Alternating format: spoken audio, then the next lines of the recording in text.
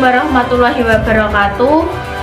Sugeng enjang para pemirsa, kepanggih malih kalian kula Ambar Putri Handayani wonten adicara pawarta ingkang judul Lemah Gugur utawi Jugruk. Wargi Bewen Dusun Krajan Polosiri wonten kedadosan lemah gugur utawi jugruk. Peristiwa punika kedadosan dinten Sabtu tanggal 21 Januari 2003 dalu ing Desa Polosiri. Untunge wekdal menika boten wonten kurban, namung lemah menika ngebruki griyane kang sepinggire tampingan. Senajan boten wonten kurban jiwa, musibah kasebut ngrebukake kang kagungan griya. Lajeng sebagian wargi nindaki kedadosan lemah gugur utawi jugruk.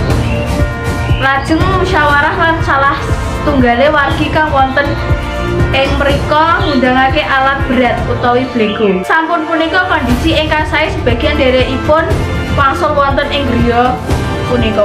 Makaten pawarta saking kula Ambar Putri Handayani wonten adicara pawarta laporaken.